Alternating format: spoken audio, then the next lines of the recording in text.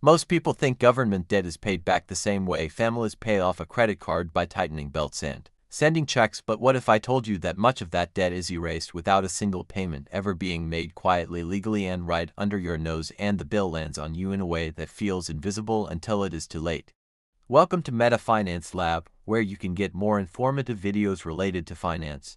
You can subscribe to the channel for timely updates. Today we are talking about a financial truth that almost no one explains clearly: how governments use inflation as a hidden tool to wipe out their debt, and why that matters to your savings, your paycheck, and your future. Because once you see it, you cannot unsee it, and you will start noticing the pattern everywhere.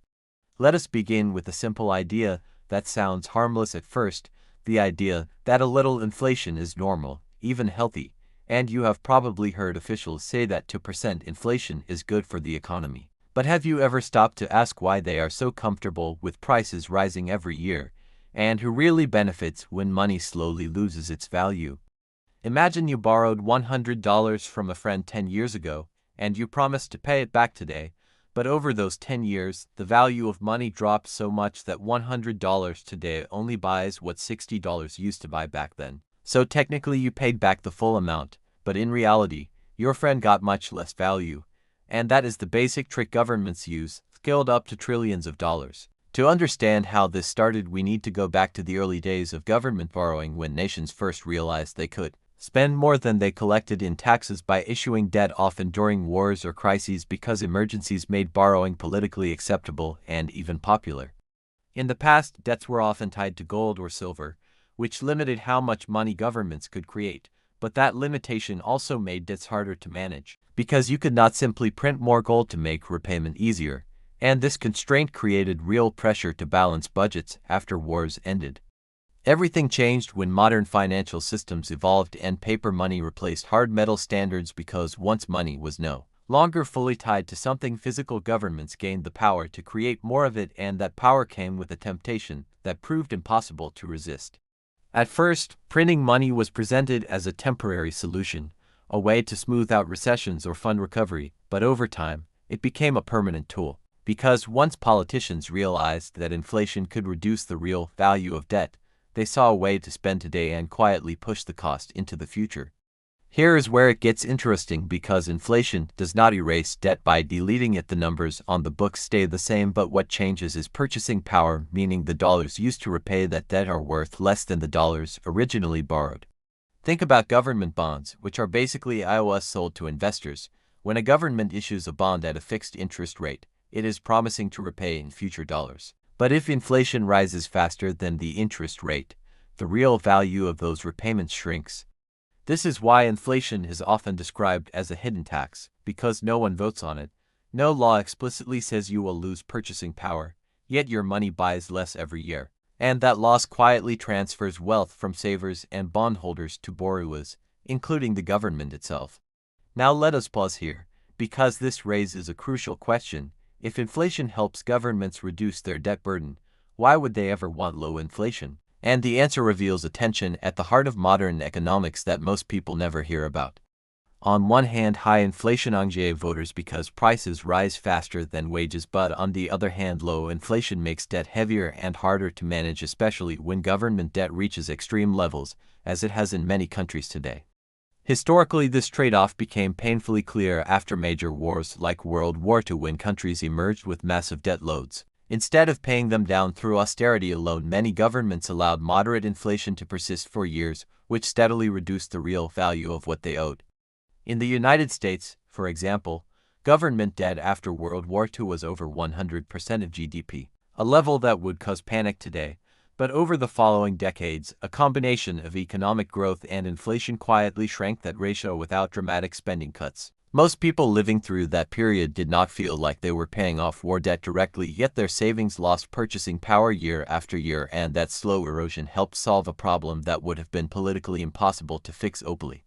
Fast forward to modern times, and you start to see the same pattern repeating, especially after financial crises, when governments step in to rescue economies with massive spending, borrowing trillions to prevent collapse. After the 2008 financial crisis, debt levels surged, but instead of aggressive repayment, central banks lowered interest rates and expanded the money supply, creating conditions where inflation could do some of the heavy lifting over time.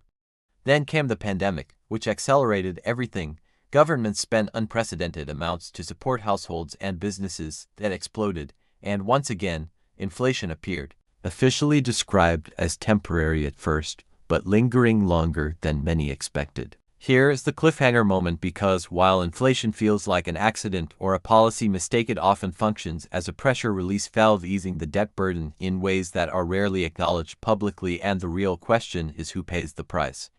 The answer is savers, retirees, and workers whose wages do not keep up, because inflation reduces the real value of cash, fixed incomes, and bonds, while benefiting borrowers, asset owners, and governments with large debts. If you keep money in a savings account earning 1% while inflation runs at 5%, you are effectively losing 4% per year, even though your account balance looks stable, and that loss is not random, it is part of the system's design. Now let us talk about why this strategy eventually reaches a breaking point, because inflation cannot be pushed endlessly without consequences, and history is full of examples where governments overused this tool and paid a heavy price. In extreme cases, like hyperinflation, money collapses entirely, savings are wiped out, and trust in institutions evaporates. But even before reaching that stage, rising inflation can destabilize economies and provoke political backlash. This is where central banks come in, tasked with controlling inflation while supporting government financing, and this dual role creates an inherent conflict because raising interest rates to fight inflation makes debt more expensive to service. When interest rates rise, governments must pay more to roll over their debt, which can strain budgets and force difficult choices, so policymakers often try to walk a tightrope, allowing inflation to run just high enough to reduce debt, but not so high that it causes panic. This balancing act explains why inflation is often described with soothing language, like transitory or manageable, even when people feel the pain at grocery stores and gas stations, because admitting the full truth would reveal how much the system relies on inflation. You might be wondering why this keeps happening across different countries and time periods, and the answer lies in incentives. Because inflation offers a politically easier path than spending cuts or tax hikes, even though its effects are more subtle and widespread. Every time a crisis hits, debt rises, inflation follows, and the cycle repeats, creating a pattern that feels accidental but is remarkably consistent.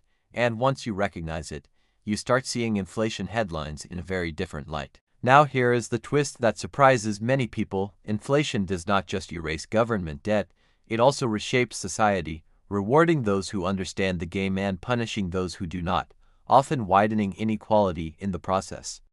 Asset owners, like people with real estate or stocks, often see values rise with inflation, while those relying on wages or savings fall behind, and this gap fuels frustration and mistrust, even though the root cause remains poorly explained. So what about the fixes that are always proposed? Price controls, stimulus checks, temporary relief programs. These measures can ease symptoms, but they do not change the underlying reliance on inflation as a debt management tool.